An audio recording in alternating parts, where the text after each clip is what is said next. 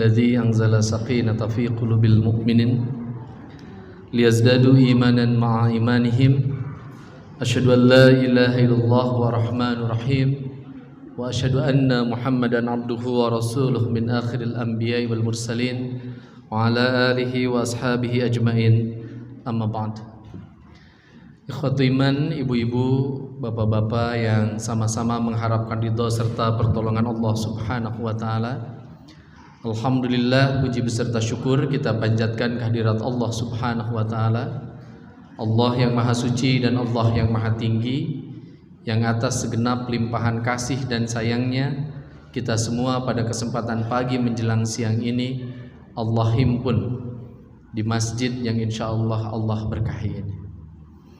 Ucapan terima kasih, penghargaan yang setinggi-tingginya teriring doa jazakumullahu khairan katsira saya sampaikan khususnya untuk ibu-ibu dari PD Persistri Kota Bogor yang telah berkenan mengundang saya pada kesempatan pagi menjelang siang ini.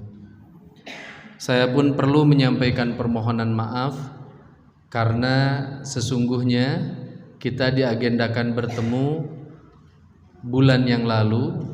Akan tetapi memang dikarenakan saya beserta keluarga harus melaksanakan ibadah umroh H-1 sebelum kegiatan di sini.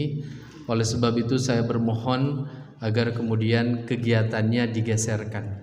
Dan alhamdulillah atas takdir Allah hari ini kita bisa berjumpa di tempat ini. Ibu dan bapak yang saya muliakan, pada kesempatan yang berbahagia ini pula saya memohon doa kepada ibu dan bapak sekalian. Karena beberapa saat yang lalu saya dikontak oleh Ketua Umum Pimpinan Pusat Persis Al-Ustadz Dr. Kiai Haji Jaja Zainuddin, dan di luar dugaan saya beliau meminta saya untuk kemudian membersamai beliau di Pimpinan Pusat Persis. Saya diminta oleh beliau untuk membantu di Dewan Tafkir, tepatnya sebagai koordinator divisi Politik, Hukum, dan Kebijakan Publik. Saya sebetulnya sudah 17 tahun tidak ngantor di Viaduk. Jabatan terakhir saya di Persis itu penasehat PC Persis Cilenyi. Akan tetapi tentu karena yang meminta adalah Ketua Umum, sebagai kader Persis tidak ada pilihan lain selain sam'an wa ta'atan. Saya mendengar lalu kemudian taat. Dan beberapa saat yang lalu kami semua sudah dilantik oleh beliau. Ibu dan bapak yang saya muliakan, ketika saya ditawari jabatan itu, sebetulnya kalau boleh bermohon, saya itu ingin di bidang lain. Sayang bidang ini tidak ada di Persis, tapi adanya di Persistri. Persistri itu punya bidgar ketahanan keluarga. Saya sebetulnya lebih senang milih bidgar itu ketimbang sebagai koordinator divisi Politik, Hukum, dan Kebijakan Publik. Karena sejak 3-4 tahun terakhir ini saya agak mengurangi komentar-komentar saya tentang persoalan politik, hukum, dan kebijakan publik. Dan saya di Bandung dengan sejumlah majelis taklim itu menggerakkan sebuah gerakan namanya gerakan Rujuk Ilal Bait, kembali mengurus rumah. Ibu dan bapak yang saya muliakan, kenapa saya mendirikan gerakan itu? Kurang lebih ada sekitar 37 majelis taklim yang bergabung pada gerakan itu. Karena mohon maaf sekali, di beberapa tahun terakhir ini saya menyaksikan bahwa dalam perbincangan-perbincangan kita sebagai umat Islam, bahkan dalam perbincangan-perbincangan di dalam keluarga, perbincangan tentang politik dan ketatanegaraan itu jauh lebih ramai ketimbang perbincangan tentang persoalan keluarga. Ada banyak bapak yang pandai mengkritik presiden, gubernur, dan wali kota. Ada banyak sekali ibu yang pandai mencari celah kekurangan presiden, gubernur, dan wali kota. Lalu kemudian mereka pandai menyampaikan kritik itu dengan argumentasi-argumentasi yang mohon maaf kadang juga tidak terlalu kuat. Tapi lalu kemudian mereka bisu ketika melihat pasangan hidupnya tidak bangun di sepertiga malam terakhir. Mereka bisu ketika melihat suaminya tidak menegakkan sholat fardu 5 waktu secara berjamaah di masjid. Mereka bisu dan bahkan mereka tidak tahu sekarang istrinya sedang menghafal surat apa. mereka bisu dan mereka nggak tahu anaknya sekarang sedang menghafal juz keberapa. Padahal bagi saya, sebuah negeri, sebuah komunitas umat dan bangsa itu bisa menjadi umat dan bangsa yang baldatun thayyibatun wa rabbun ghafur apabila fondasinya itu adalah fondasi keluarga yang sakinah, mawaddah, warahmah. Oleh sebab itu saya concern ngobrol hal ini, dan saya sekarang di sejumlah pimpinan daerah, bahkan di sejumlah kajian, saya cukup concern berbicara tentang persoalan keluarga. Dan oleh sebab itu saya bersyukur hari ini pun saya diminta untuk ngobrol tentang persoalan keluarga. Ibu dan bapak yang saya muliakan, kalau kita memperhatikan Al-Quran kita itu tipis Pak Bu. Al-Quran kita itu hanya terdiri atas 30 juz, 114 surat dan 6.236 ayat. Dari 623 ayat di dalam Al-Quran, Allah Subhanahu wa Ta'ala dengan sangat unik itu lalu kemudian menyampaikan kepada kita semua selaku umat Nabi Muhammad sallallahu alaihi wasallam tentang kosakata misakon golidho. Uniknya kosakata misakon golidho ini setelah saya baca itu minimal di dalam Al-Quran itu terulang sebanyak 3 kali. Dan pengulangan kosakata misakon golidho, juga penggunaan kosakata misakon golidho itu ternyata ditujukan untuk perjanjian-perjanjian yang kuat, agung dan sakral. Kosakata misakon golidho itu tidak digunakan untuk perjanjian bisnis. Kosakata misakon golidho itu tidak juga ditujukan untuk menentukan dan menunjukkan relasi perjanjian antara raja dengan masyarakatnya, antara penguasa dengan rakyatnya.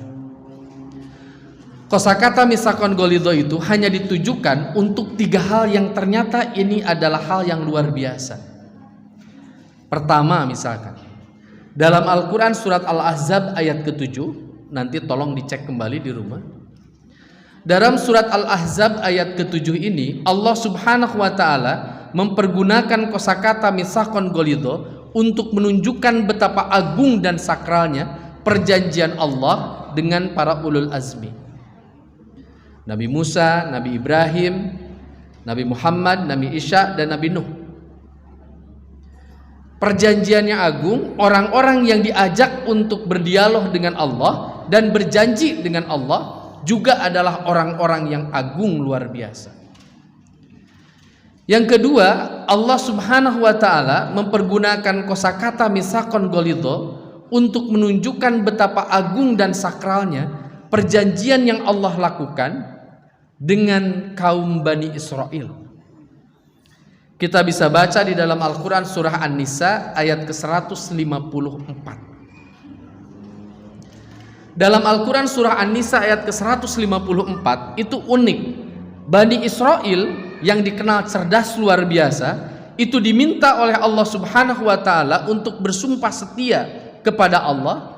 Dan uniknya Bani Israel itu ketika disumpah, maka di atas kepala mereka disimpan bukit Sur.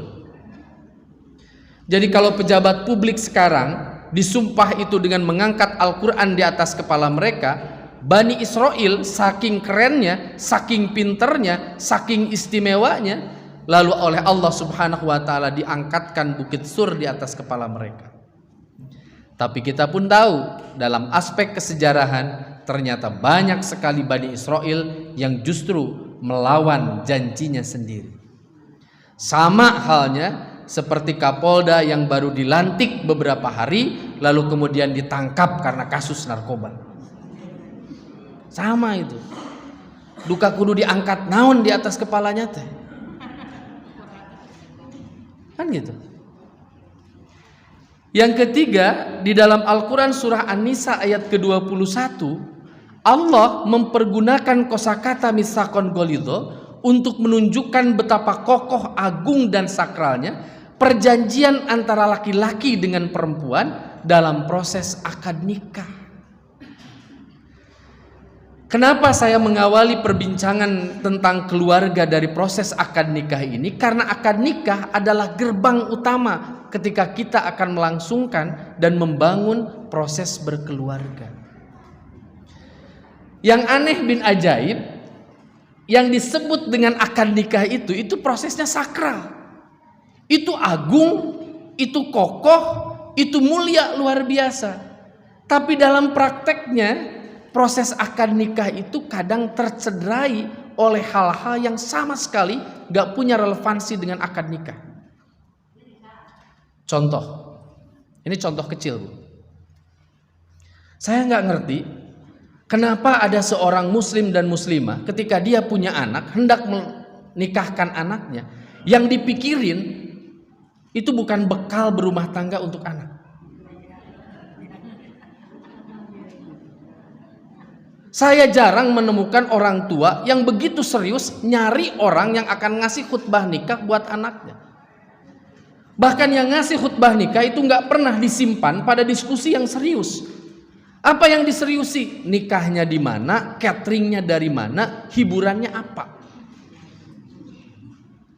Bahkan yang paling parah, saya berulang kali menegur MC ketika MC dengan sangat manis itu melobi saya. Ustadz, mohon maaf, kalau berkenan khutbah nikah Ustadz cukup 15 menit.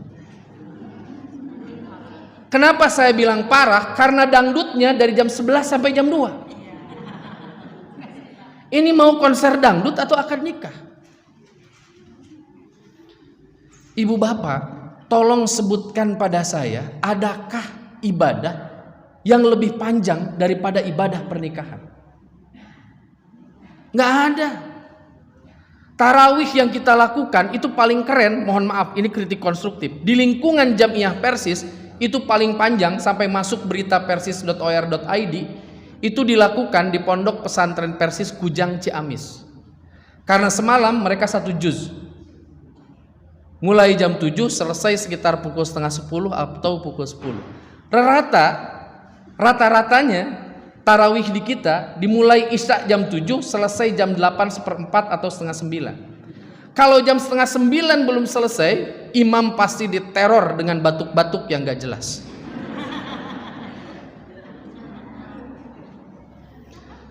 Pak, Bu, tadi CV saya dibacakan. Itu hanya sebagian dari aktivitas safari dakwah saya.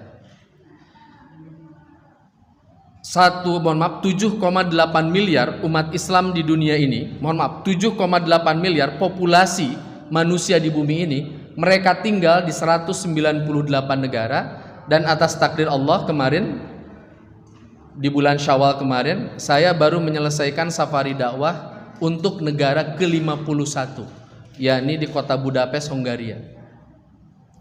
Dulu saya ketika jadi santri di Tasik itu punya semacam hipotesa, hanya orang Indonesia saja yang sholatnya seneng cepet-cepet. Karena kalau saya hendak memimpin sholat tarawih itu pasti saya di lobi sama qaimul masjid. Kalimatnya persuasif sekaligus argumentatif. Ustadz, mohon maaf sekali, jamaah kami itu baru pada tahap belajar. Dan tentu Ustadz paham bahwa menurut Rasul, imam terbaik itu adalah imam yang meringankan makmumnya. Jadi mohon perkenan Ustadz untuk memilihkan surat-surat pendek.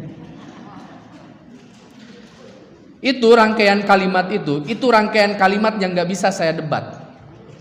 It's true, itu benar, berargumentasi, berlandaskan Quran dan Sunnah. Bahkan kalau kita ngecek hadis, saya kok sampai sekarang belum menemukan Rasul menegur orang yang baca suratnya pendek. Tapi Rasul pernah menegur imam yang terlalu panjang bacaannya. Makanya ibu-ibu ini nyunah banget nih kalau batuk-batuk. Bu, curiosity saya timbul, rasa ingin tahu saya timbul. Saya nanya kepada qaimul masjid itu, Pak, mohon maaf, yang dimaksud surat pendek itu yang mana? Karena kalau menurut ulumul Quran, surat pendek itu adalah surat yang jumlah ayatnya itu tidak lebih dari 40 ayat. Jadi kalau sampai 40 ayat maka dia masih termasuk surat pendek. Tapi kalau saya nanya sama ibu-ibu, entah ya kalau ibu-ibu persistri, ini mah ibu-ibu di tempat lain, mana yang disebut surat pendek, maka pasti kul dan inna. Lalu kemudian dengan sangat santun ketua DKM itu jawab, itu Ustadz juz ke-30, juz amma. Karena dia bilang juz amma, maka saya fokus baca surat itu yang ada di juz amma. Karena menurut dia dan saya, kita sepakat itu surat pendek. Saya tidak akan lari dari kesepakatan itu. Toh ibu dan bapak harus tahu, imam itu kalau gak punya tanggung jawab mentarbiyah jamaah, dia pasti akan memilih surat pendek. Al-Kautsar dibagi tilu. Bismillahirrahmanirrahim. Inna a'tainakal kautsar. Allahu akbar. Sah nggak? Sah. Tapi imam itu juga punya kewajiban mentarbiyah makmum. Nah, ibu dan bapak, saya lalu kemudian baca surat ini. Bismillahirrahmanirrahim. Abasa wa tawalla an ja'ahul a'ma. Baru di situ saya sudah diteror. Kita yang belajar hukum, kita tahu teror itu crimes against humanity, kejahatan pada kemanusiaan. Dan saya bikin terminologi baru, batuk-batuk gak jelas dalam sholat juga, itu teror. Tapi crimes against imam, itu kejahatan pada imam. Tanyain sama para asatid yang ada di sini yang suka mimpin sholat. Kalau kita sedang sholat terus di deheman wae, tepuguh orang teh mimpin. Apalagi yang jadi imamnya lulusan mu'alimin gitu, baru lulus mu'alimin, fresh graduate dari mu'alimin. Di deheman ku ibu-ibu terdengarnya gadis kan, dia jadi GR. Bogoh gitu iya teh. Nah, Pak, Bu, ibadah sholat itu pendek. Akad nikah sejak ibu, sejak bapak mengatakan terima saya nikah, maka sejak kalimat itu diucapkan, bapak dan ibu terikat dalam konsep pernikahan dan berakhir saya doakan mudah-mudahan ketika husnul khotimah tiba. Sholat capek bisa eureun heula. Sholat tarawih baru 4 capek, diam dulu, minum dulu, sah. Tapi kalau nikah nggak bisa ibu lalu kemudian cuti 3 hari. Ustaz saya teh bosen sama suami teh, boleh cuti 3 hari? Emang ibu reka mana teh 3 poe? Nggak bisa. Sholat fardu 17 rakaat, beres subuh ibu punya waktu lama menunggu zuhur. Bapak jadi suami bagi ibu itu melekat sepanjang hayat. Maka laki-laki yang memahami bahwa nikah itu misakon golidho, sejauh apapun dia pergi, dia sadar saya itu predikatnya adalah suami dari istri saya dan ayah dari anak-anak saya. Melekat itu. Jadi kalau ada suami, mohon maaf, suami selingkuh, suami lalu kemudian melakukan KDRT, maka itu dipastikan suami itu dia cacat pikirannya karena dia nggak paham tentang misakon golidho. Nah, sayangnya pengetahuan misakon golidho ini saja itu kadang nggak disampaikan oleh ibu dan bapak kepada anaknya. Saya masih ingat betul sebelum saya nikah, akad nikah saya 4 Januari 2003. Di usia saya belum genap 22 tahun saya sudah menikah. Itu bapak saya manggil saya ke Tasik karena saya waktu itu kuliah di Bandung. Dan saya nggak boleh meninggalkan rumah, dan saya baru meninggalkan rumah setelah 8 hari dari pemanggilan saya. Selama 8 hari itu saya dibacakan oleh bapak dalil-dalil Quran dan hadis terkait bab munakahat. Serius bapak itu. Dan bapak saya ngomong gini sama saya, Tan, ketika nanti kamu nikah dengan Lela, maka kamu harus tahu bapaknya Lela itu, Al-Ustadz Emon Sastra Negara, waktu itu sekretaris umum pimpinan pusat Persis, beliau katakan, Al-Ustadz Emon itu menyerahkan surga dan neraka Lela kepada kamu sebagai calon suami. Jadi kalau kita nyerahin anak perempuan kita, itu artinya kita nyerahin masa depan surga dan neraka pada mantu kita. Maka aneh bin ajaib kalau bapak ibu datang seorang laki-laki yang datang ke rumah, pertanyaan pertamanya, Anda kerja di mana? Kerja itu nggak punya relevansi dengan surga neraka. Berapa banyak di antara kita yang nanya sama calon mantu, kamu biasa sholat subuh di mana? Kamu udah bisa baca Quran atau belum? Dan uniknya kalau kita nanya itu, tiba-tiba saja muncul logika. Hal itu hal privat yang gak usah ditanyakan sama orang. Atuh Ustadz, eta mah masalah pribadi, kenapa mesti ditanyain? Atuh maluan. Ya Pak, Bu, Quran itu dalam Quran sendiri menjelaskan dirinya. Syahrul Ramadan alladzi unzila fihil Quran hudal linnasi wa bainati minal huda wal furqan. Al-Quran itu bayan, Al-Quran itu hudan, Al-Quran itu furqan. Gimana mungkin kita nyerahin anak kita pada seorang laki-laki yang gak pernah buka Quran? Kalau dia gak pernah buka Quran, gimana mungkin dia paham mana jalan ke surga, mana jalan ke neraka? Oleh karena itu ayo kita terus memperbaiki kualitas keluarga kita, agar kita itu kan cita-citanya masuk surga secara berjamaah, kan gitu. Ini bagian pertama. Bagian kedua, selesai kita melaksanakan akad nikah, tuh kita langsung dapat SK.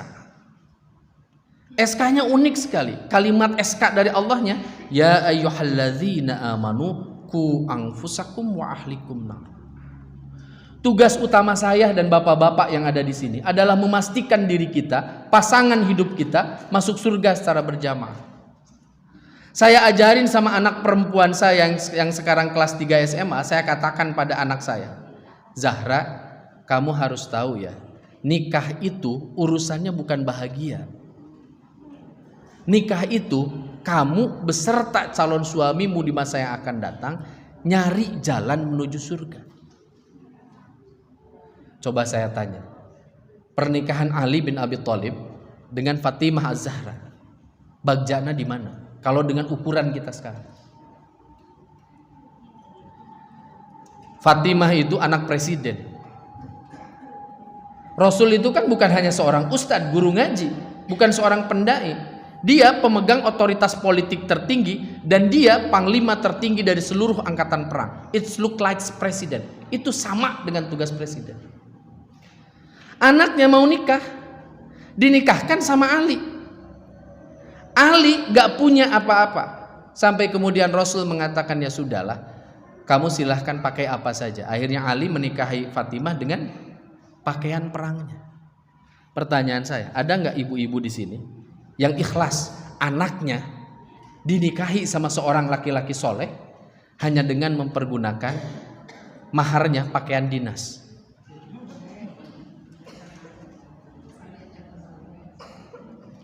Cek ibu-ibu teh sada tuh tong pakaian dinas teh inget tuh. Kan gitu. Tapi Rasul ketika menikahi Khadijah, Rasul dalam beberapa kisah, dalam beberapa hadis, misalkan yang ditulis oleh Imam Suyuti sebagai sejarawan Islam, Rasul itu menikahi Khadijah dengan 20 ekor unta yang paling baik. Dan catat, unta waktu itu bukan hewan sembelihan saja. Unta waktu itu adalah kendaraan. Jadi unta merah itu kalau sekarang itu Lamborghini atau Ferrari warna merah. Satunya harganya 9 miliar dikali 20, 180 miliar. Itu maharnya Nabi pada Khadijah. Apa pelajarannya buat kita? Kalau kita punya anak cowok, suruh ngasih mahar yang gede. Tapi kalau punya anak cewek, ringankan maharnya. Jangan dibalik. Gaduh murang kali pamegat, punya anak laki-laki. Nah tenang ya, bilangin ke calon mertuamu, inget gak dulu Fatimah nikah sama Ali? Mertuamu itu harus soleh kayak Nabi.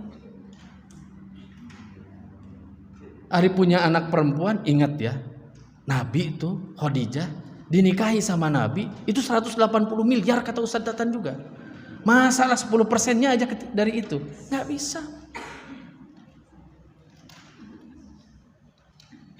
Nah, ikhwatu iman yang saya muliakan, kehidupan Fatimah dengan Ali itu kehidupan yang sangat sederhana. Kalau dalam hitungan kita, mungkin mereka itu bukan keluarga bahagia. Rumah Ali dan Fatimah itu kan tanahnya itu, lantainya itu tanah. Kalau lantainya tanah, dalam perspektif Kementerian Sosial sekarang, itu keluarga prasejahtera. Mungkin mereka tidak bahagia dalam perspektif kita. Tapi Fatimah adalah satu dari 4 perempuan yang akan menjadi pemimpin perempuan di surga. Hanya 4 kan? Nggak ada tuh ketum Persistri. Apalagi ketua PD, ketua PC, enggak. Hanya 4 kan? Siapa aja pemimpin surga itu? Maryam, Asia, Fatimah, Khadijah. Hanya 4. Sekarang ibu kalau mau masuk ke surga, ibu tinggal mirip-miripin dari yang 4 itu. Miripnya sama yang mana? Kalau nggak mirip ke 4-4, ya agak repot memang. Ustaz, saya mirip Agnes Monica. Khadijah itu perempuan yang sabar. Dia bisa beribadah dengan hartanya dengan cara yang luar biasa. Maryam itu perempuan yang senantiasa menjaga kesucian. Kalau Maryam hidup sekarang, itu kalau dia kirim WA ke Ustadz, kalimatnya santun dan nggak pakai emotikon-emotikon yang tidak perlu.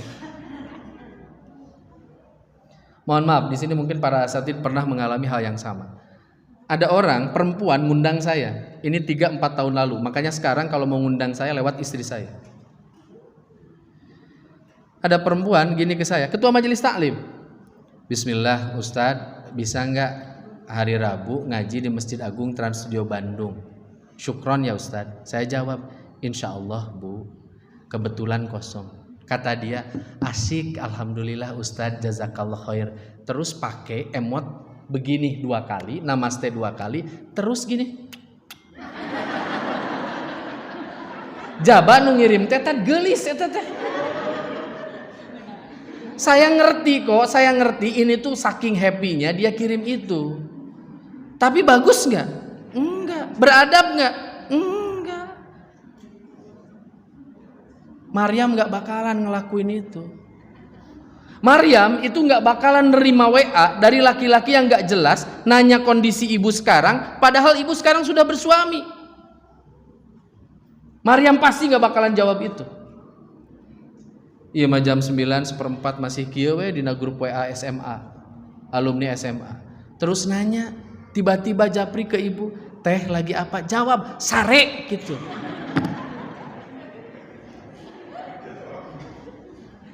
Sekali saya atau ibu membuka ruang komunikasi yang semacam itu dengan orang yang tidak punya relevansi apapun dengan kita, maka di situ setan mulai bermain. Hati-hati. Kan kadang suka gini ya, komo ketemu mantan gitu ya. Di reuni dia ngobrol gini, ya. Padahal mah kalau jadi sama dia, mungkin aku teh udah jadi istrinya wali kota. Popotongan teh jadi wali kota. Wali kotanya denger terus ngobrol gini, alhamdulillah ya. Saya nggak jadi nikah sama Anda. Kalau nikah sama Anda mah salaki maneh ge ayeuna ripuh coba.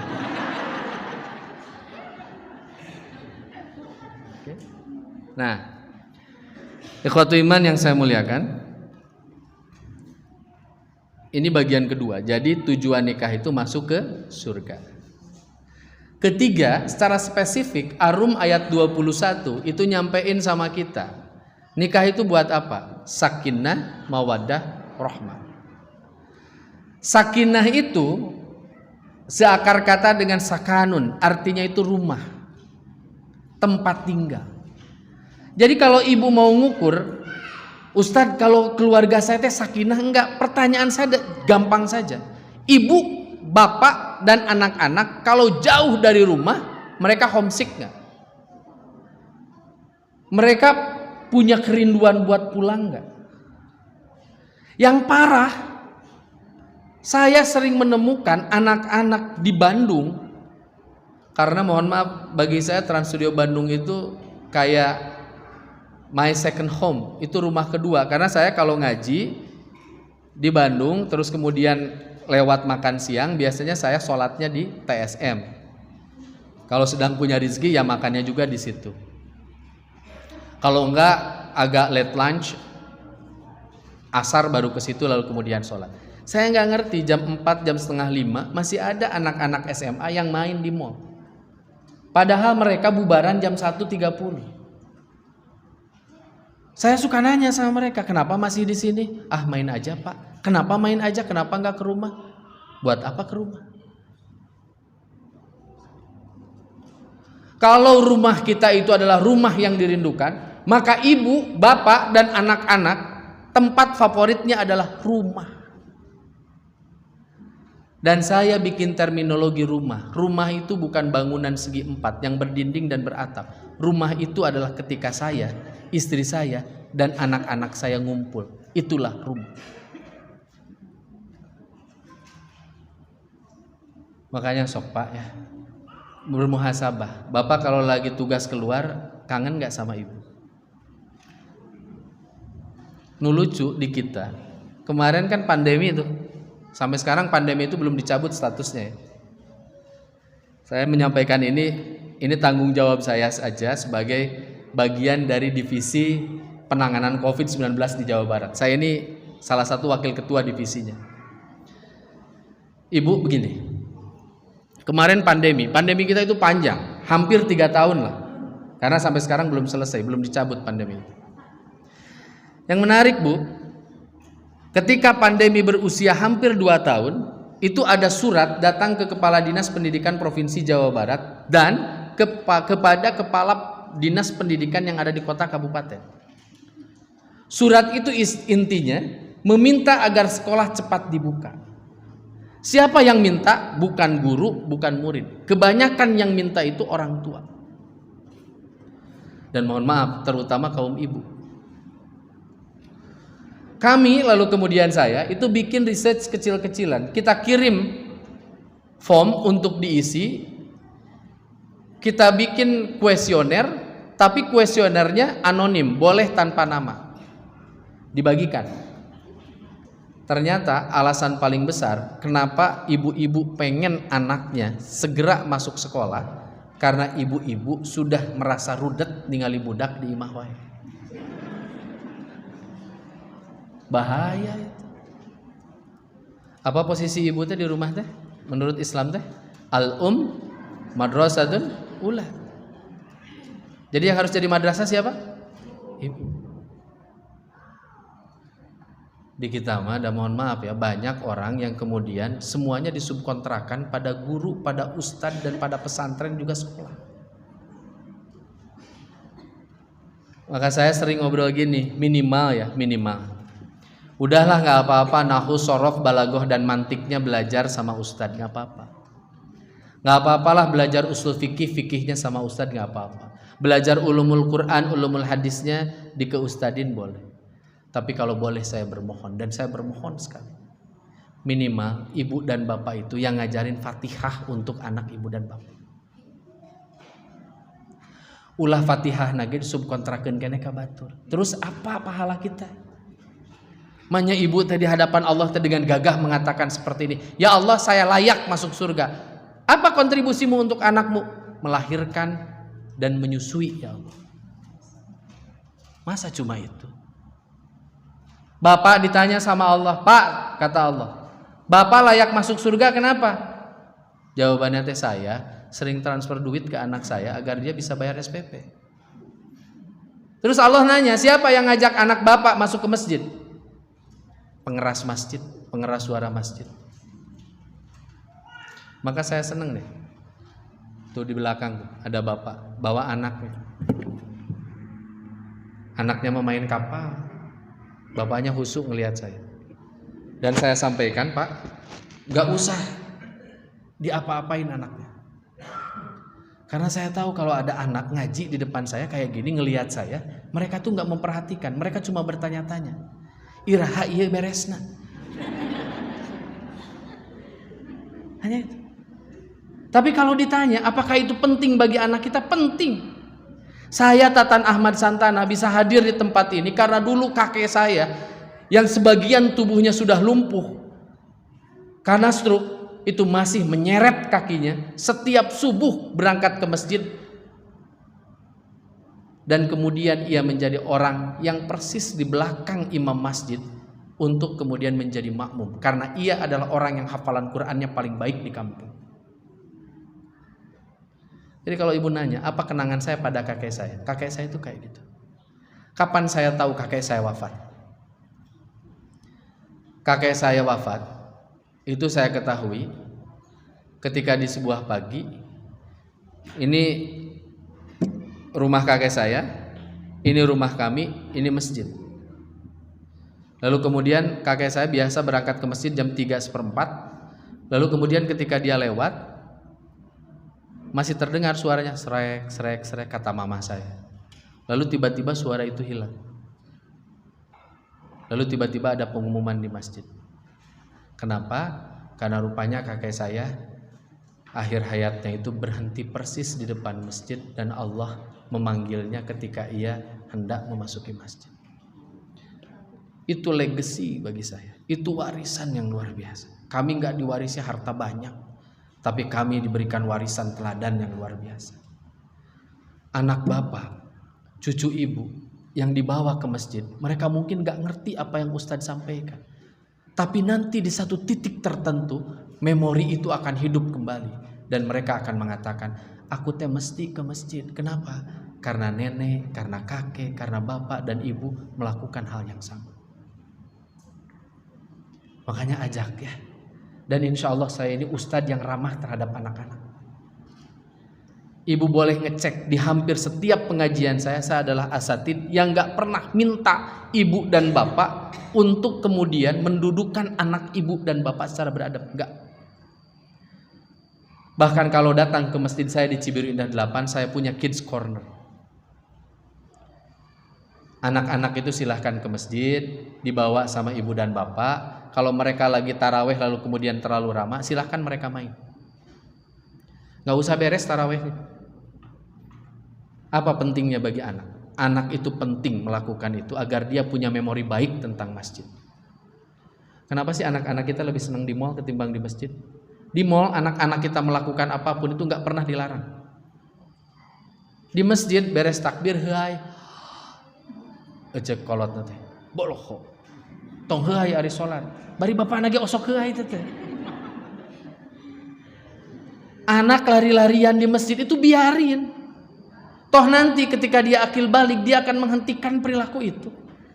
Emang siapa di sini bapak-bapak yang pertama kali sholat sudah khusyuk? Saya kalau ada anak umurnya 4-5 tahun lalu kemudian sholat di belakang saya atau berdampingan dengan saya, dari mulai takbir dan salam dia tidak bergeming, saya sarankan orang tuanya bawa anak ini ke psikolog.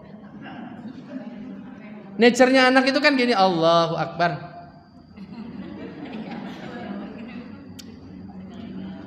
Lama banget. Ayo atuh cepet. Ayah ayo pulang. Itu anak-anak. Yang gak bagus itu aki-aki masih senesiga gitu. Allahu Akbar. Buruan atuh lila pisan ya teh. Kena ngora ustad teh.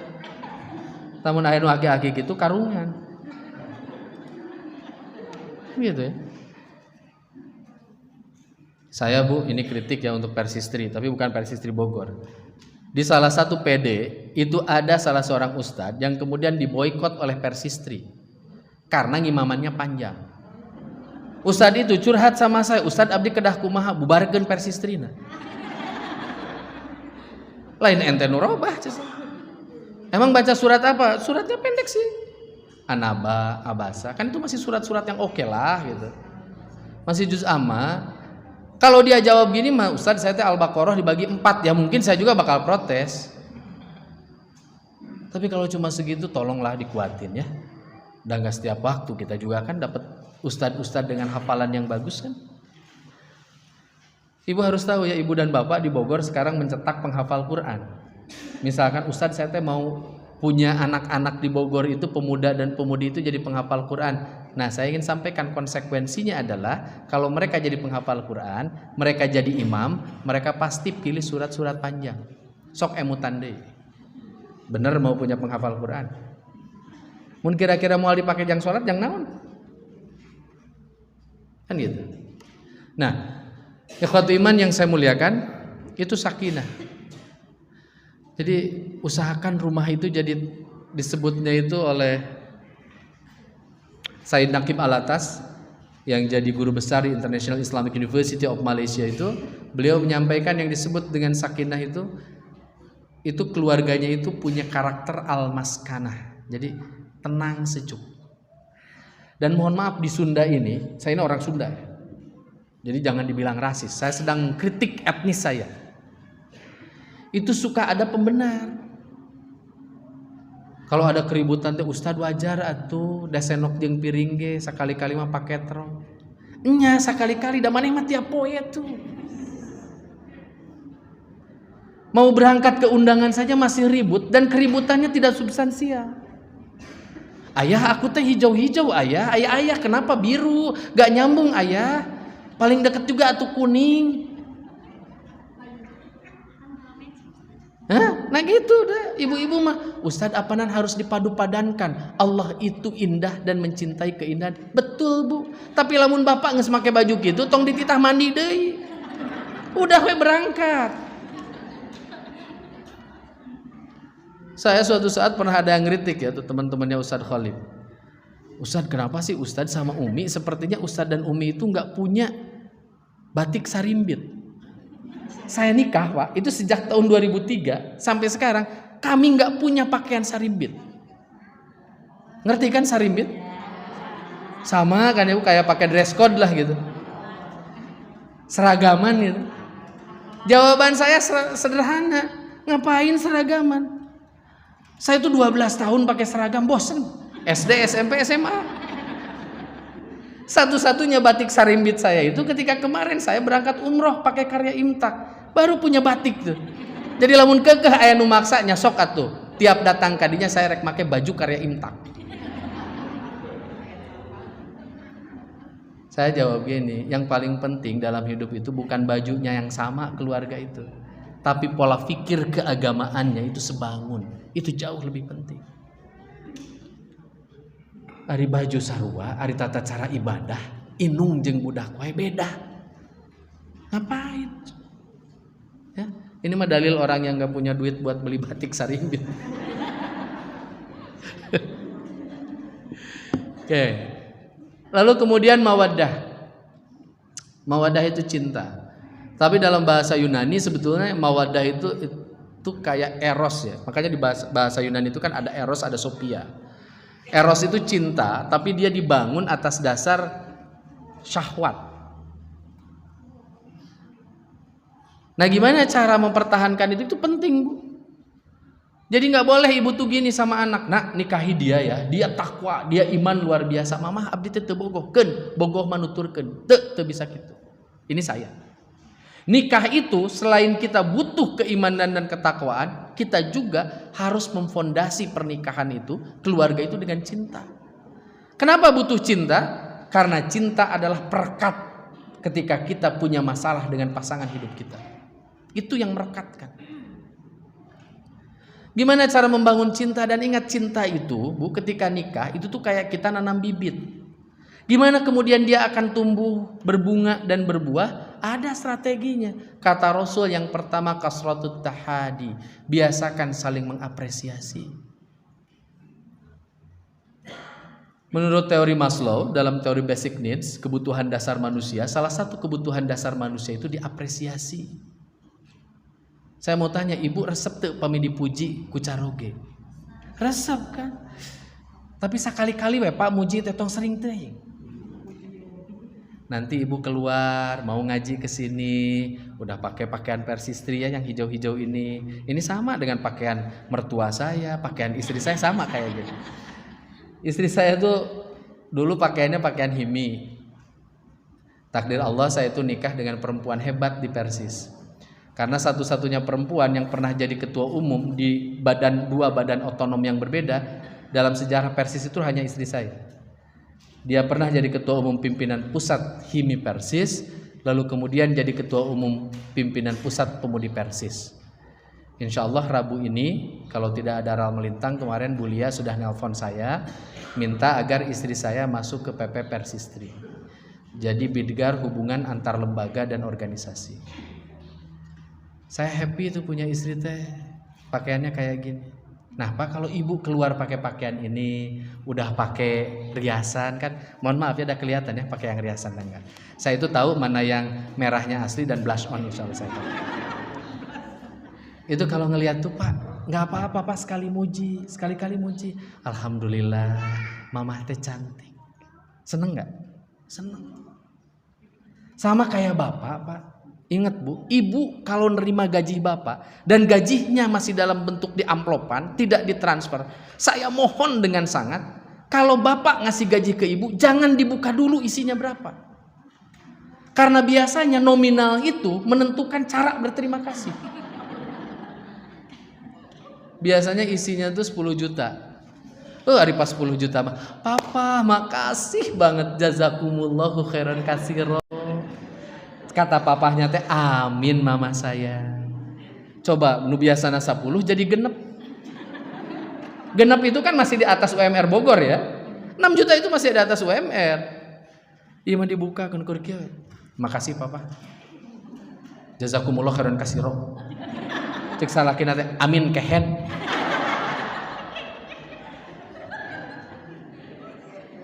Kenapa pakai kehen? Masa ngadoa siga gitu? Emang ada yang doanya gitu? Itu mah kayak ibu-ibu ngamak ke budakna. Manis teh didoakeun sing pinter. Saha nu rek ngaminkeunana sok. Kan gitu. Biasakan mengapresiasi. Anak ibu lahir dari rahim ibu mewarisi gen bapak dan ibu. Jadi jangan pernah punya logika anak kita itu kerennya itu 600 kali lipat ketimbang kita. Enggak. Dia bakal mirip sama kita. Makanya saya aneh. Mohon maaf ya, di kelompok yang lain tuh kalau 4 bulanan itu suka dibacain surat Yusuf. Niatnya apa? Ameh kasep. Bapana pun bapana hidung rada butut. Ibuna hidung rada goreng. Ngalahirkan budak bodas jabah kasep. Apa itu nggak bakalan jadi fitnah? Tiap ibu jalan-jalan sama anak, tetangga teh jadi ngobrol gini, etanya anak si bapak lain. Parah Bu. Maning orang sakia budak orang yang mirip-mirip orang. Kan orang bangga. Meskipun kemarin saya sempat nulis di Instagram saya itu kadang diteror sama jamaah itu. Anak perempuan saya itu cantik sekali Bu. Terus yang ngomen teh gini, iya ya kayak Umi Lela. Siga inungna. Anak saya yang pertama Adfar, gagah. Terus dia pendiam banget. Terus kata jamaah teh gini, iya pendiam kayak Bu Lela. Ceta ari urang naon atuh. Nah Pak, Bu, saya ingin ingatkan, cara kita komunikasi dengan anak tuh biasa nggak manis. Biar cinta itu tumbuh di rumah, saling mengapresiasi. Anak kita suatu saat datang ke kita, bawa nilai ujian matematika, nilainya 6. Mama, maaf ya, aku teh ujian nilai matematikanya hanya 6. Ibu teh peluk. Alhamdulillah ya, 6 sudah keren. Jangan lalu kemudian tiba-tiba ibu punya ekspektasi pakai fikih daripada. Kan suka ada yang pakai fikih daripada. Atuh peperihun mamah baheula mah 5 atuh ujang genep. Kan gak bisa. Kan urun itu teh Pak. Lamun orang belet nih budak orang ge, ya semu pinter lah paling keren juga. Kan gitu.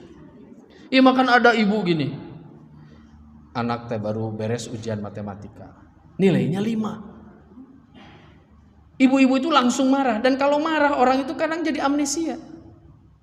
Ujug-ujug gak gantawang, ari maneh budak saha. Anaknya nggak ngerti. Ini tuh kalau dalam bahasa Inggris itu question tag, pertanyaan yang nggak butuh jawaban. Dijawab ku anaknya dengan cara yang sama. Pan anak sia. Atau jadi nama. Dan ibu tahu, sekali kita membentak anak, hatinya patah, matanya basah. Hatinya patah, matanya basah. Matanya basah selesai dengan tisu. Tapi kalau hatinya patah, susah kita untuk menyembuhkannya. Pas Idul Fitri, anak ini lalu kemudian mudik dengan orang tuanya. Dia peluk kakeknya karena khawatir kakeknya sama dengan ibunya akan memarahinya. Takut ibunya laporan, dipeluk kakeknya. Aki hapuntennya, kunaon? Kemarin teh saya ujian matematika, nilainya berapa emang? Nilainya 5, Aki. Dipeluk sama kakeknya, dikasih uang 100.000. Kamu keren. Kenapa, Aki? Inung maneh mah baheula opat. Atuh tiap lewat ibunya teh punten opat coba.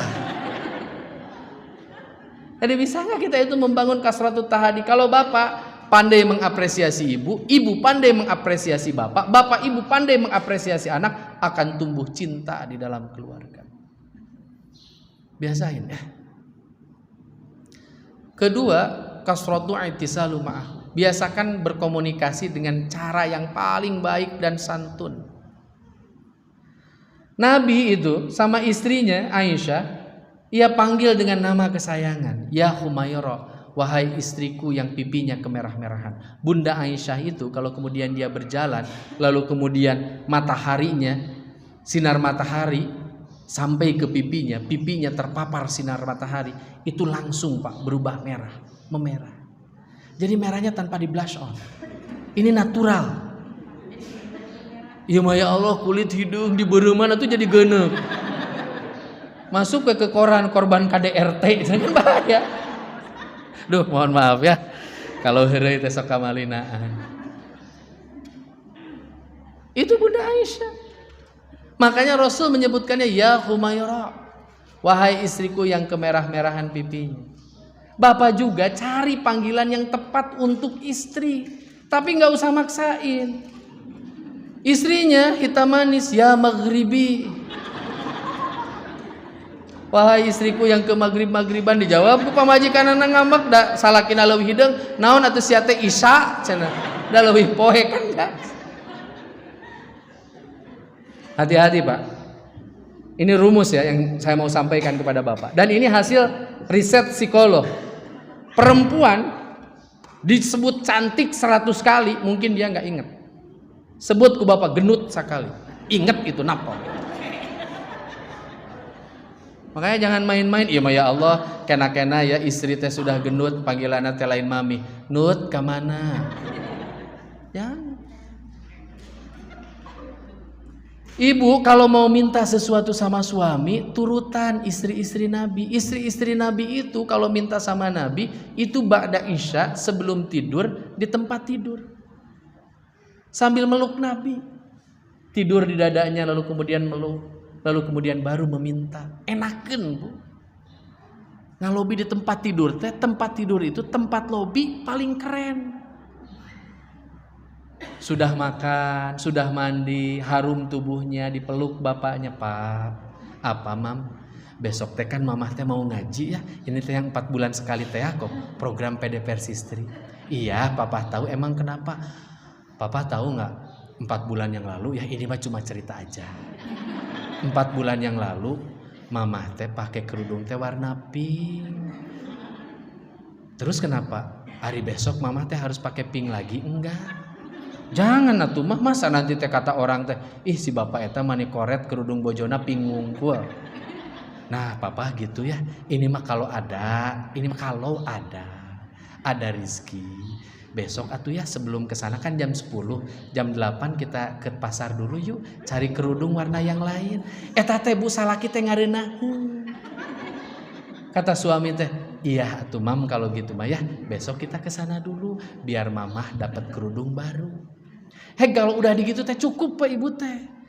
Sampaikan jazakillah khair Papa, hatur nuhun. Ulah kieu, Pak. Masa 1 boleh ya tambah 2. Salah kita jadi rudet geus kitu mah. Cek salah kita, ari maneh teu kaop dibere hate minta jantung kan jadi ribut. Itu cara berkomunikasi yang baik. Ini mah ya Allah, Suami teh pakai motor, standarnya teh belum distandarkan. Iya mah geus ngagantawang ti panto teh. Bapak, ya mam, besok teh ngaji. Masa mama teh pakai kerudung teh gini lagi, malu. Eta salaki dah bakalan ngarespon teh dengan cara yang unik. Motor anu kuduna distandarkan dibantingkan. Tah. Kan gitu. Sok belajar ya berkomunikasi dengan cara yang baik. Bapak ibu itu dibesarkan di lingkungan yang berbeda. Makanya kan kita harus ta'aruf. Kan dalil amna mah, inna khalaqnakum min dzakari wa untha wa ja'alnakum syu'uban wa qabaila lita'arafu inna akramakum indallahi atqakum innallaha alimun khabir. Jadi kita itu hidup dari ayah dan ibu. Kita bersuku-suku dan berbangsa-bangsa. Kita itu beda. Kalau kita bersatu lewat proses ta'aruf. Ta'aruf itu awalnya, nextnya tafahum, ta'liful qulub, ta'awun. Jadi ta'aruf. Nah karena kita beda, itu pasti dalam sejumlah hal kita itu pasti akan berbeda. Kalau ada perbedaan, komunikasikan dengan cara bahasa yang baik. Semisal, ibu teh gini, Pak. Besok ya kalau gini ya Pak ya. Ibu ini kadang komunikasinya itu agak unik Pak. Bapak itu harus melembutkan hati biar ngerti Bapak tuh keinginan ibu. Contoh kalau ibu ngobrol gini. Naik mobil sama Bapak. Si ibu teh ngobrol gini. Pak, nasi padang enak ya. Ngerti Bapak teh. Tong ngajawab iya. Iya mah, Pak, nasi padang teh enak ya. Iya ya mah ya. Komo itunya mah ya kepala kakap nama. Terus saya maju. Padahal itu 100 meter lagi itu teh ada rumah makan Padang. Terus saya diliwat bari ngobrol tuh. Iya ya mah ya apalagi kalau kerupuknya pakai kuah enak banget. Itu rumah makan Padang tinggal sekali liwat. Si ibu teh jauh-jauh repeh we. Mah, kenapa diem? Enggak, cen. Udah we. Ya kan nasi Padang enak ya mah ya. Teuing cen. Kan teh maksudna teh ke Pak sakedeung deui rumah makan Padang eureun yuk urang dahar pan kitu. Nah itu Bu, kadang laki-laki itu kurang sensitif. Tapi ibu kalau suami ibu sensitifnya sama ibu juga repot. Jadi kadang laki-laki itu Bu, kalau ibu mau sesuatu sampaikan secara terbuka. Papa 100 meter lagi ada rumah makan Padang. Bapak 90 meter sebelumnya itu tolong nyalakan sen ke arah kanan. Kurangi kecepatan sampai 20 km per jam. Lalu nanti kita belok, cari parkiran yang kosong, kita makan di situ. Bapak nate, ya beres urusan. Tapi ku cara tadi bapak teh gitu. Pak nasi Padang enak ya, enak. Waduh, komonya kepala kakapna tuluy we ngaliwat. Nah gitu. Lalu kemudian yang ketiga kasratu dzikri. Kita banyak mengingat-ingat. Ingat-ingat apa? Satu, ingat kalau kita sudah berkeluarga, siapa yang mempersatukan kita dengan pasangan hidup kita? Allah. Coba acungkan tangan di sini yang suaminya dari kampung yang sama, cung. Kampungnya yang sama. Nggak ada kan? Mana yang dari kota kabupaten yang sama suaminya? Nah ini, ibu dari mana Bu? Bandung, suami Bandung. Ada nggak yang beda kota kabupatennya? Ibu dari mana Bu? Subang, suami dari Cimahi. Coba ini bahaya ini. Bahaya ini. Karena gini, kalau ada orang nggak yakin bahwa nikah itu karena Allah yang mempersatukan, maka hipotesanya itu nyakitin banget. Kayak saya dari Tasik, istri orang Bandung. Kan ada juga yang gini, yang mikirnya ngaco. Pak Tatan kasihannya. Kenapa kasihan? Pak Tatan itu orang Tasik, tapi nikahnya sama orang Bandung. Tahu nggak kenapa? Emang kenapa? Itu sekota Tasik yang jumlah penduduknya 1,4 juta, itu nggak ada yang suka sama Ustadz Tatan. Makanya nikah sama orang Bandung. Kan itu mohon maaf itu menghina Bu. Saya ini ketua OSIS dulu yang suka ada lah ya. Istri saya di Pajagalan dulu di angkatannya, dia IAPI angkatan 97, itu banyak juga yang suka. Saya tahu persis tuh. Bahkan yang sukanya saya catat namanya. Bahkan beberapa orang jadi teman karena dia ustad gitu. Oh eta cita ustad eta, mi eta nya nu kapungkur bogoh teh mohon. Kumaha kitu Pap? Ah enggak. Untung we umi ka bapak. Kunaon? Da bapak leuwih kasep. Kita harus punya kepercayaan diri, Pak. Nah, kenapa kita dipersatukan? Itu tuh hak prerogatif Allah. Kalau kita ngerti kita dipersatukan Allah, maka kalaupun kita dipisahkan cukup dengan takdir Allah yang disebut dengan kematian. Maka kita jadi paham kenapa perceraian itu hal yang halal tapi tidak disukai Allah. Karena apa yang dipersatukan Allah, maka sebaiknya dipisahkan oleh Allah. Gitu ya. Jadi kalau ibu lihat Rizky dan Lesti, ibu nggak usah banyak komentar ya.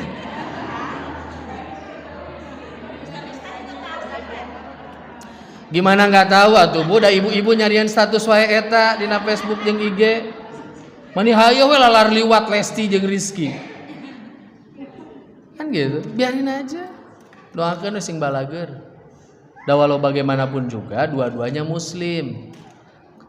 Banyak keluarga muslim teh yang ditampilkan teh kayak gitu, kan jelek ya untuk kita. Nah, Bu, jadi sok kasratul dzikri. Yang kedua, kasratul dzikri itu maksudnya gini. Kita itu mesti pandai mengkoleksi memori kebaikan tentang pasangan hidup kita. Itu tuh bakal nguatin kita, Pak. Ada aki-aki, kakek-kakek ini udah sepuh banget, istrinya juga sudah sepuh banget, tapi kakek-kakek ini tidak dibesarkan dalam lingkungan agama yang baik.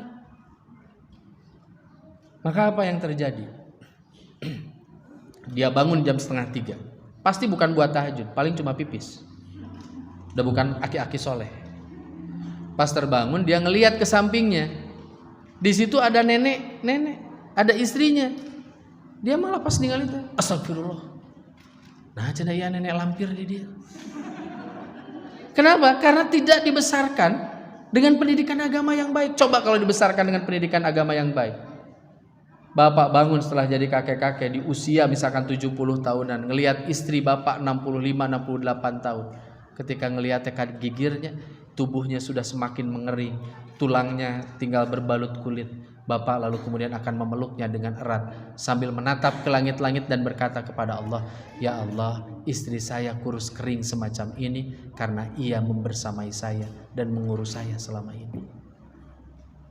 Bagja. Ya, makanya penting agama ini buat hidup. Biar hidup teh bahagia. Dan tidak ada kebahagiaan yang tanpa basis iman dan ketakwaan. Ibu dan bapak yang saya muliakan. Lalu kemudian rahmah. Rahmah itu satu artinya cinta yang sama sekali tidak punya relevansi lagi dengan syahwat. Dan yang kedua rahmah itu pernikahan kita itu mengundang rahmat Allah. Di urang mah aya bahasa, aya bogoh, aya dedeh, aya nyaa. Kalau kita mohon maaf.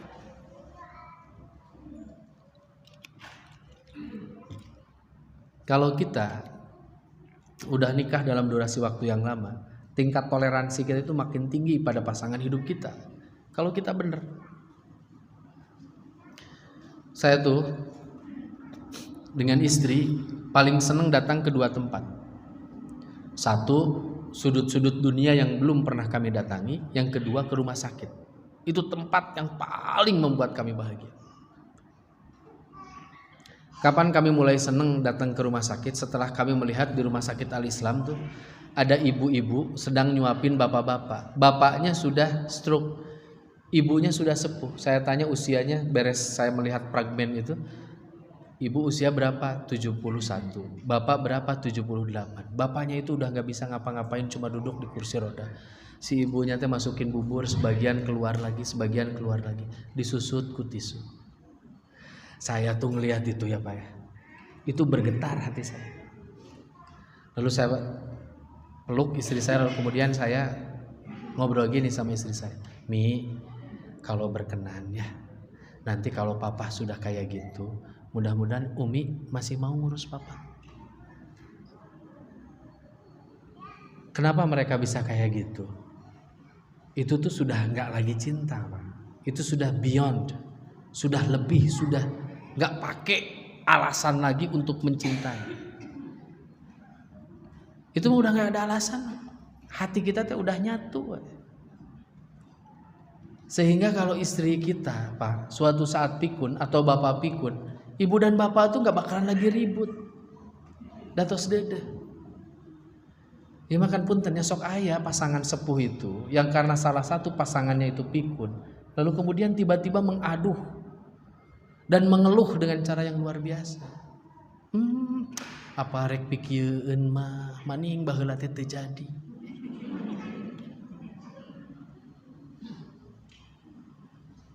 Dan saya sampaikan ya, pikun itu hak segala bangsa. Tapi kalaulah boleh, kan suka nanya orang-orang sama saya, Ustadz apakah betul orang yang rajin baca Quran itu akan terhindar dari pikun? Betul, kalau tingkat probabilitasnya orang yang baca Quran, orang yang menghafal Quran, maka kan otaknya jauh lebih sehat, maka harapannya dia tidak pikun. Tapi kemungkinan pikunnya tetap ada. Dan saya ingin sampaikan, kalau kita ketika muda jadi orang baik, pikun nage pantes. Ustadz kumanu pikuna pantes teh. Ada jamaah saya usianya sekarang 91 tahun di komplek. Anaknya Pak Haji Lili itu jadi bendahara DKM. Anaknya itu usianya sudah 70 tahun, ibunya 91. Itu lucu kalau saya datang ke rumah untuk ngecek perbendaharaan masjid, itu hayu bolak-balik sini nih teh keluar. Li, inget ke anaknya mah. Ngeslohor can. Padahal teh geus asar. Atos nih pulang lagi, baru ngobrol 20 menit lagi udah datang lagi. Li geus adan can. Kenapa gitu?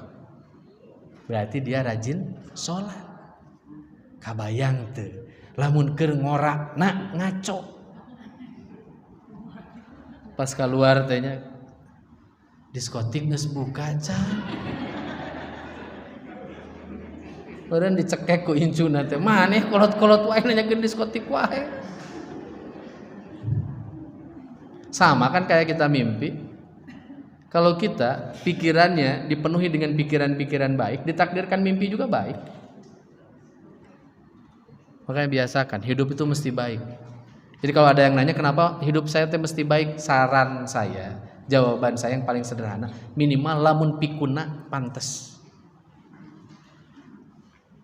Nah, Ibu dan Bapak yang saya muliakan, pada bagian paling akhir yang ingin saya sampaikan adalah kalau kita hendak membangun keluarga yang dirindukan surga, dan keluarga ini juga akan menjadi keluarga yang menjadi fondasi bagi peradaban umat dan bangsa, maka pastikan karakter-karakter yang akan saya sebut ini ada.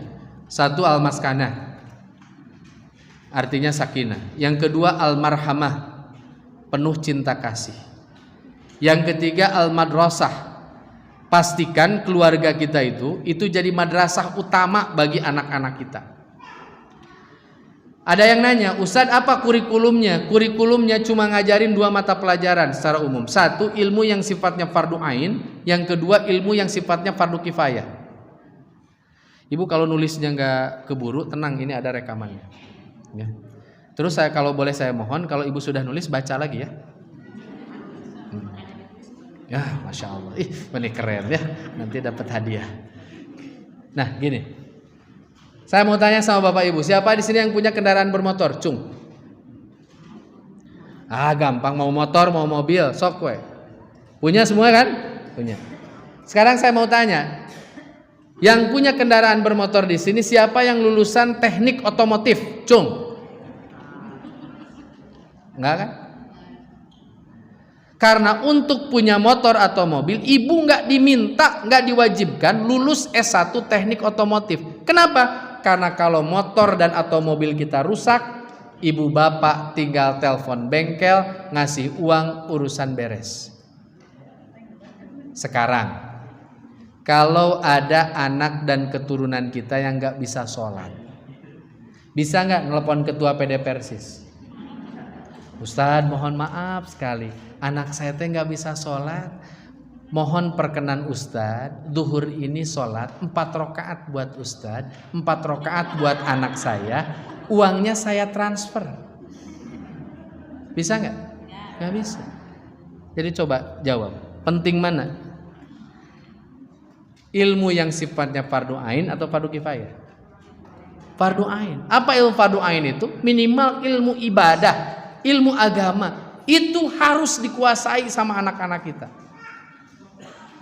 Tapi uniknya sekarang banyak ibu dan ayah yang menyekolahkan anaknya, beres menyekolahkan anaknya lalu kemudian masukin dia ke bimbingan belajar dengan satu cita-cita, anaknya harus masuk perguruan tinggi negeri ternama. Di Bogor IPB, di Depok ada UI, di Bandung ada ITB, di Jogja ada UGM. Apapun dikeluarin. Tapi ketika saya tanya, Bu, anak ibu sekarang di mana? UGM Ustadz. Jurusan apa? Teknologi nuklir. Catat ya, teknologi nuklir itu hanya ada di satu kampus di kita, di UGM aja. Teknologi nuklir Ustaz. Oh gitu. Keren ya Bu. Iya. Kemarin cum laude berangkat ke Jepang. Sekarang mau S2. Oh gitu, hebat banget. Terus ibu tahu sekarang anak ibu hafalan Qurannya berapa juz?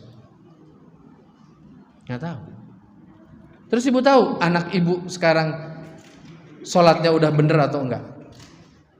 Nggak tahu kan. Terus saya tanya, terus ibu tahu ibu bakal mati? Tahu Ustaz. Terus ibu sudah ngecek sama anak-anak ibu berapa banyak di antara anak-anak ibu yang sudah siap memandikan jenazah ibu, mengkafani jenazah ibu dan menyolatkan jenazah ibu. Makanya saya sepakat dengan kalimat hidup itu hanya gurauan. Yang serius itu cuma mati. Hanya mati. Kita itu calon mayit semuanya. Tapi uniknya kita sadar kita bakal mati, tapi jarang kita mengeluarkan pertanyaan yang agak tajam sama anak-anak kita. Dari sekian banyak anak kita, siapa anak kita yang sudah bisa memandikan, mengkafani, menyolatkan, dan menguburkan kita? Saya sudah berwasiat kepada anak-anak saya, kalau saya wafat, cukup anak-anak saya yang memandikan saya. Maka anak-anak saya, terutama yang laki-laki, dan yang perempuan ikut ibunya kalau ada yang wafat. Saya membiasakan diri kalau saya memandikan jenazah, anak-anak saya sejak usia mereka 5 tahun, mereka ajak untuk memandikan jenazah.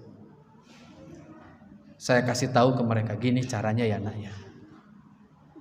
Saya mau tanya, mandiin jenazah dengan mandiin bayi susah mana? Bayi. Seumur-umur saya mandiin jenazah, gak pernah tuh ada jenazah protes. Pakai air anget, enggak. Jangan sabunin matanya, enggak. Tapi ibu tahu kan, Depok kemarin beberapa tahun yang lalu itu pernah krisis. Karena Depok kekurangan orang yang bisa memandikan jenazah. Ketika kemarin pandemi datang, saya per hari itu bisa mandiin jenazah, itu lebih dari 40 jenazah.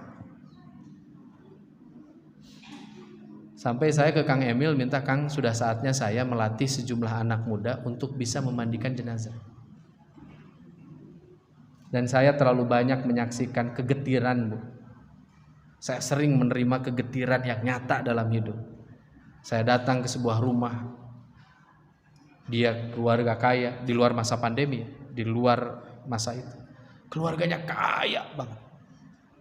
Rumahnya mewah luar biasa. Lalu saya tanya, di antara anak bapak ini ada nggak yang mau nemenin saya untuk mandiin bapak? Jawabannya enggak Pak, sama bapak saja biar afdol. Ini jawaban klise. Setelah itu saya mandikan, saya kafani, lalu kemudian saya nanya gini, di antara anak laki-laki bapak ini ada nggak yang mau jadi imam sholat jenazah bagi bapak? Jawabannya enggak Ustadz, lebih baik sama Ustadz aja biar afdol. Kalau sudah gitu, saya biasanya membawa anak-anaknya ke lorong paling gelap di rumahnya, lalu saya tanya, jawab dengan jujur, apakah Anda bisa bacaan sholat jenazah? Jawabannya enggak. Kalau sudah kayak gitu, saya tulis tuh doa jenazah itu pakai huruf Latin. Kenapa pakai huruf Latin? Sabab pasti teu bisaeun make huruf Arab. Kebayang nggak ada kalau kita meninggal, mudah-mudahan gak terjadi. Kita meninggal, lalu anak kita nyolatin kita dengan buka HP. Kita diajarin 1 dari 3 hal yang akan membawa kita masuk ke surga itu adalah doa dari anak-anak yang soleh. Dan saya ingin sampaikan, bagi orang yang meninggal dunia tidak ada penghormatan dan doa yang paling baik selain ketika orang itu mendoakan kita melalui sholat jenazah. Maka saya minta di Persistri, sepengetahuan saya kalau di wilayah Bandung Raya, Persistri itu jadi rumah pelarian bagi keluarga-keluarga dan bagi kampung-kampung yang di kampung atau keluarga tersebut tidak ada yang bisa nyolatin dan ngurus jenazah. Biasanya ke kita. Sama kan? Nah ini teh potensi dakwah ibu-ibu PD Persistri Kota Bogor. Bahkan saran saya, kita bikin pengumuman seluas-luasnya di Kota Bogor bahwa kita punya satuan penugasan khusus untuk mengurusi jenazah. Dan lebih keren lagi, kalau diurus sama Persistri, semua biayanya gratis. Kita yang menyediakan kain kafan. Itu akan jadi dakwah yang luar biasa. Dan gak usah ibu nanya, Bu mohon maaf, ada bapak-bapak istri saya meninggal. Bapak dari mana? Jalan Pajajaran cabang apa? Anggota bukan? Bukan. Simpatisan? Bukan. Oh gitu. Mohon maaf ya, kami mah cuma ngurus Persistri. Kalau ngelihat ketua PD-nya ya yang arif dan bijaksana, semestinya nggak ada kader Persistri yang kayak gitu. Bahkan kalau ada pengumuman, Bu, ibu langsung datang ke rumahnya dan kita yang proaktif. Sudah ada yang ngurusin belum? Ingat, proaktif juga harus pakai adab ya, nanya dulu. Assalamualaikum, langsung diberesan mayit teh. No dari ibu cina. Nanya dulu, ada yang ngurusin enggak? Kemarin ada hal yang unik di kompleks saya. Ini kompleks, di sini ada perkampungan. Kiainya wafat. Kiai itu bager pisan. Saya itu jadi ketua DKM sejak usia 23 tahun, mimpin masjid yang daerahnya itu hanya 87 kakak. Saya harus akui dari 87 kakak itu, saya sampai punya hitungannya, masih ada 11 kakak itu yang kemudian kaifiat ibadahnya beda dengan saya. Jadi puntennya masih sok ada 4 bulanan, 40 harian. Itu kalau ada yang meninggal di situ, saya nanya dulu karena tahu kaifiatnya beda, mau diurusin nggak sama saya? Enggak, mau sama Kiai Anu. Dan si Kiai ini kerennya bagi saya ya, itu kalau mau ngurusin dia datang dulu ke rumah saya. Pak Ustadz, widinya abdi nu bade ngibakan anak, mangga. Keesokan harinya, sorenya mau tahlil, dia izin dulu sama saya. Ustadz, widi bade tahlil. Mangga wae sorry teh sauyos. Mohon da Ustadz abdi ge terang teu aya dalilna. Komo kitu mah mangga. Coba Pak, saya mau tanya, kalau ada orang tahu dalilnya nggak ada, tapi dia masih meraktekin, Bapak mau dakwahnya gimana lagi? Masa Bapak teh gini, atuh kalau tahu dalilnya nggak ada mah nggak usah. Kalau dia jawabnya gini gimana? Ada bikin happy, sok rek kumaha. Repot nggak? Jadi kalau udah gitu udah silahkan. Kemarin meninggal, saya datang di depan jamaahnya semua, saya katakan begini, Pak Kiai parantos ngantunkeun, saha nu bade ngibahkan, dan semuanya kerennya, alhamdulillah jawabannya sama. Mangga we ku Pak Ustad, saya urusin. Setelah itu saya sholatkan. Sholat kita kan mohon maaf ya agak minimalis kan. Beres sholat kan selesai. Beres sholat selesai, orang-orang teh gini we, Pak tengah doa bari lawan. Saya mau tanya, kita mesti dakwah nggak di situ? Ngeluarin dalil? Nggak usah, cukup kita jawab parantos nembe waktu sholat didoakeun. Tos. Ya mah aya gitu sakingku semangat dakwah teh luar biasa gitu. Tepikeun ka erek nguburkeun ribut heula. Aya nu adan teh sut nggak boleh adan. Atuh eta geus adanakeun we antep gitu kan, beres eta sok sarolat gitu kabeh gitu kan urang. Gitu. Nah, itu yang disebut dengan kita berdakwah itu amar ma'ruf harus bil ma'ruf, nahi munkar pun harus bil ma'ruf. Itu prinsip ya. Udah gitu aja, udah 11:30 ya. Sebentar lagi zuhur. Apa? Oh, ya udah tuh. Berikutnya itu adalah al-maulud. Apa al-maulud itu? Kita harus menjadikan rumah kita sebagai tempat bagi kita melahirkan jundullah, tentara-tentara Allah. Bu, saya mau tanya, anak itu lebih baik banyak atau berkualitas? Hah? Oh, berkualitas. Atau pemilu orang eleh wae, Bu? Nah, jawabannya banyak dan berkualitas. Jadi saya doakan sekali ya, meskipun saya bagian sekarang dari orang yang kantornya deket Kang Emil, dan Kang Emil ngedorong berkabe, saya tetap berdoa umat Islam sok boga budak teh sing loba dan berkualitas. Mun bisa mah 20 hiji kabeh jadi estilu. Ulah ieu mengukur hiji terus pegawainya teh tara ka masjid. Ya Allah, meni eueuh pisan arahu. Atau punya anak 12 gak ada yang ke masjid, itu disebut mandul kan. Nah jadi itu. Lalu kemudian yang terakhir al-mahya'us sunnah. Jadikan rumah kita itu sebagai tempat bagi kita menghidupkan sunnah-sunnah Nabi. Contoh, saya punya anak yang pertama itu Adfar Aulia Syuhada. Sekarang kuliah di Jogja. Dulu waktu usianya masih 3 tahun, kalau saya bawa ke rumah mertua, saya sempat protes ke mertua, ke Ustadz Emon. Jadi waktu itu Adfar masuk WC pakai kaki kanan terlebih dahulu. Akina itu ngambil, dipeluk, dibawa keluar lagi. Kakak pakai kaki kiri dulu ya. Saya protes. Apa atukeun we, da budak keneh ieu. Jawaban pun bapakku mah, jawaban mertua sederhana sekali. Kalau kita tidak memulai sunnah dari hal yang kecil, gimana kita bisa menghidupkan sunnah dalam konteks yang besar? Diam saya. Oh iya. Makanya kita juga harus menghidupkan sunnah. Contoh, ini bukan ngetes ya, saya mau tanya.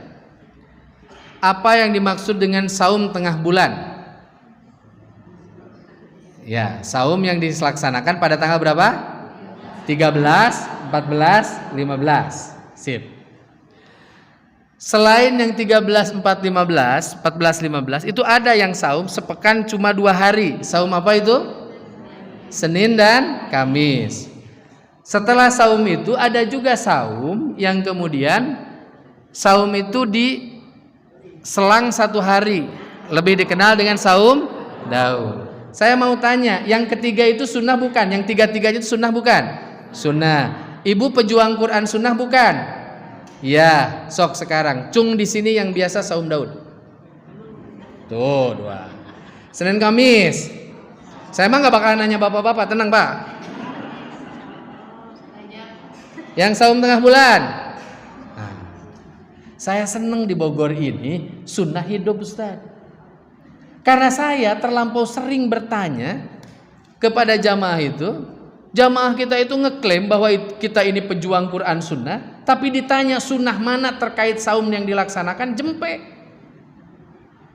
Ada orang saum tiap hari langsung kia. Ingat, ibadah itu beda dengan muamalah. Ibadah itu hukum awalnya haram, kalau dicontohkan jadi halal. Bapak itu saum gimana? Kenapa setiap hari? Kan gak boleh. Dijawab kata bapak itu, oh gitu, gak boleh ya iya. Jadi yang boleh apa Pak? Nih yang boleh ya, saum tengah bulan, saum Senin Kamis, saum Daud. Oh gitu. Kalau bapak biasanya saum yang mana? Nanya ini sama yang menjelaskan. Ingat ya, saum yang sunnah itu saum tengah bulan, saum Senin Kamis, dan saum Daud. Nanya lagi, jadi ini mau tanya, bapak di antara 3 itu mana yang biasa? Ingat ya, saum itu saum tengah bulan, saum Senin Kamis, dan saum Daud. Kenapa nggak jawab-jawab? Karena pemahaman agama baru sampai pada aspek kognitif, baru dihafal dalilnya, belum berubah jadi tindakan.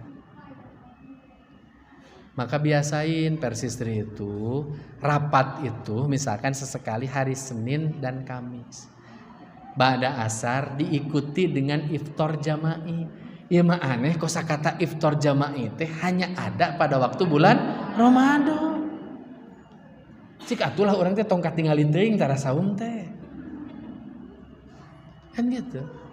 Dan saya ingin sampaikan sunnah apapun itu bisa kita laksanakan secara baik kalau kita melakukannya secara berjamaah. Ya. Kenapa kita saum Ramadan itu kuat, ibu-ibu, bapak-bapak, saya, para pemuda, bahkan anak-anak? Karena tetangga melakukan hal yang sama. Jadi itu penting untuk kita lakukan. Baik ibu dan bapak, saya kira itu yang bisa disampaikan. Sebelum ditutup, kalau ada hal yang ingin ditanyakan, saya persilahkan. Ya. Oh, udah zuhur. Masih ada waktu, silahkan sebelum zuhur. Ya. Gimana? Baik. Gini Pak, Bu. Kenapa Rasul itu bisa mengubah Jazirah Arab hanya dalam waktu 23 tahun? Rasul itu hanya dengan 23 tahun itu bisa mengubah kultur peradaban Arab waktu itu. Alasannya sederhana. Yang hebat dari Nabi itu bukan hanya kata-katanya. Yang lebih hebat dari Nabi itu adalah tindakannya. Maka tolong perhatikan. Ketika Nabi ngajarin kita sholat, tolong perhatikan kalimatnya. Shollu kama ra'aitumuni usolli. Sholatlah kamu sebagaimana aku sholat. Itu indah sekali. Jadi orang-orang di zaman Nabi bisa sholat karena melihat Rasul sholat. Gimana caranya kita jadi penghafal Quran, anak-anak kita jadi penghafal Quran? Katakan pada anak-anak kita, jadilah kamu penghafal Quran seperti ayah yang juga penghafal Quran. Rajinlah kamu tahajud seperti Ummi rajin tahajud. Rajinlah kamu saum Daud seperti papa melakukan saum Daud. Maka punten, bagi saya dakwah itu mau nggak mau mendorong kita dalam tanda petik untuk sombong secara positif. Jadi nggak boleh tuh ada persistri yang bilang gini, nulis status amalan hangus gara-gara status. Suka denger itu? Jadi kalau kita sholat jangan diliatin ke orang. Di sini tuh ada ibu-ibu persistri bikin instastory, alhamdulillah sekarang aku lagi kajian sama Ustadz Tatan. Ada yang bales gini, ih kamu ibadah mah harus disembunyikan. Enggak. Nabi ge dalilnya sholatlah kamu sebagaimana kamu melihat aku sholat. Berarti orang harus melihat kita sholat. Jadi bersihkan niat kita. Bikin instastory yang sebanyak-banyaknya tentang dakwah, tapi niatnya kita sedang ngajarin orang untuk melakukan kebaikan yang sama. Lalu kemudian dalam hal yang kedua, pendidikan orang dewasa itu Pak disebut sebagai andragogi pendekatan. Andragogi itu pendidikan orang dewasa. Jadi orang dewasa itu selain dengan teladan, kita harus mendidik mereka dengan ilmu pengetahuan. Makanya Bapak harus membangun analytic thinking, critical thinking sama anak-anak kita. Jadi anak-anak kita itu akalnya harus dibangun. Kalau ngasih perintah itu argumentasinya harus kuat. Itu pendidikan orang dewasa. Jadi kalau kita ngajarin orang buat zakat, itu nggak cukup dengan dalil khudh min amwalihim shadaqatan tutahhiruhum wa tuzakkihim biha. Nggak cukup dengan itu. Tapi katakan sama anak-anak kita, kamu harus rajin zakat. Kenapa kamu harus rajin zakat? Karena salah satu cara kita membangun peradaban dengan membayar zakat. Papa contohnya apa? Dulu universitas tertua di dunia yang didirikan itu namanya Al-Qaruni University di Afrika Utara Pak, di Maroko. Yang mendirikannya seorang perempuan namanya Fatimah Al-Fikri. Setelah itu berdiri Al-Azhar University di Kairo tahun 970 sampai 973 Masehi. Dan Al-Azhar itu menggratiskan sebagian besar kursinya untuk orang-orang yang sekolah di sana dari mulai S1 sampai S3. Kenapa itu bisa dilakukan? Karena Al-Azhar punya kelompok zakat, infak, sedekah dan wakaf yang bagus.